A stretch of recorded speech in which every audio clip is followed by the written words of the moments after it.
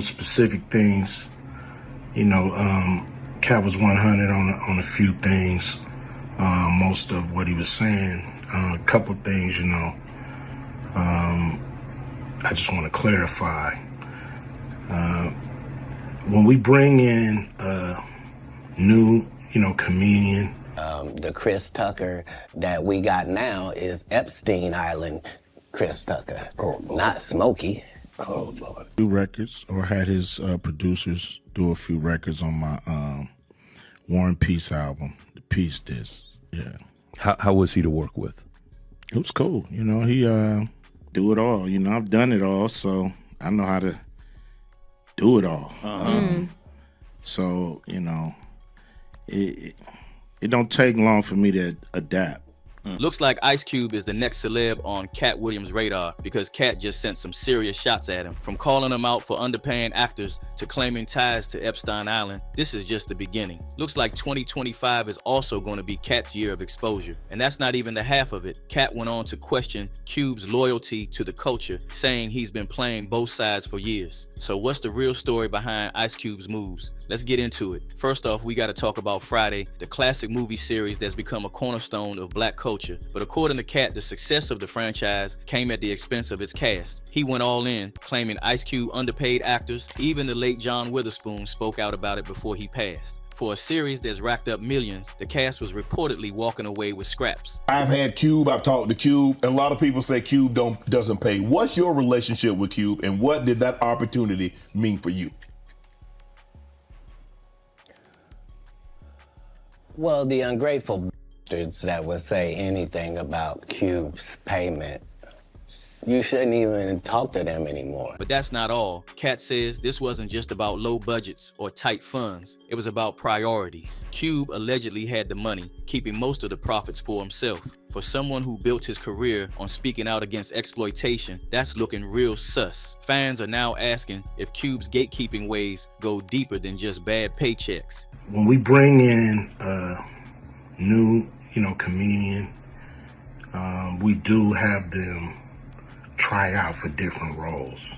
And to make things worse, this wasn't a one-time thing. The allegations paint a pattern where Cube's focus has been on his pockets, not the people who helped to make Friday a cultural phenomenon. To why Chris Tucker didn't return for the Friday sequels. Sure, we've all heard the stories about low pay, but according to Katt, there's a darker reason. He straight up called Chris Tucker Epstein Island Chris Tucker, suggesting his ties to Jeffrey Epstein may have changed him for the worse. If that's not wild enough, it's alleged Tucker was part of a group that included Bill Clinton and Kevin Spacey on Epstein's plane back in the day. And get this, Katt says that Ice Cube knew about Tucker's ties to Epstein's world and chose to distance himself. This kind of explains Cube's decision to replace Tucker with cheaper talent in the sequels. Most of these confident people we see is really delulu. Well, you don't think they asked Chris Tucker to come back in the second Friday?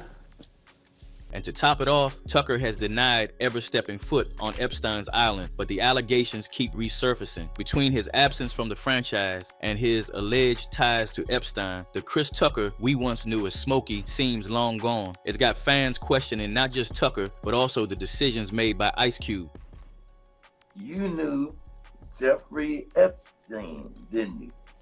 Yeah, I did. We flew Bill Clinton and a lot of different, that was a humanitarian trip to Africa. And Yeah. I met him on that trip because it was his plane. I didn't know who plane we was getting on. If you thought the drama ended there, think again. Ice Cube faced major backlash in 2020 when he worked with the Trump administration on their platinum plan for Black America. For a lot of folks, especially in the black community, this felt like a betrayal. Cube defended himself, saying he was just trying to negotiate for change, but not everyone bought it. Here's the thing. This is the same Cube who built his brand on fighting the system and calling out injustice. So for him to collaborate with Trump, someone widely seen as uncooperative of black progress, made a number of people angry. They listened, heard what I had to say, and pumped up their plan and presented it to the people on September, I believe, 24th. We call it the Platinum Plan. And to make matters worse, Cube didn't just meet with Trump. He doubled down on his decision, saying he'd work with anyone in power. While some saw this as him standing on business, others felt like he was abandoning the principles that made him a legend in the first place. And Ice Cube has been catching heat for appearing on conservative platforms like Tucker Carlson and Piers Morgan. During these interviews, he pushed anti-vaccine rhetoric and even said black people are in the same place as they were in 1865 and trust the internet was hella angry. Has gotten any better. We still have a hard time getting capital when we need it.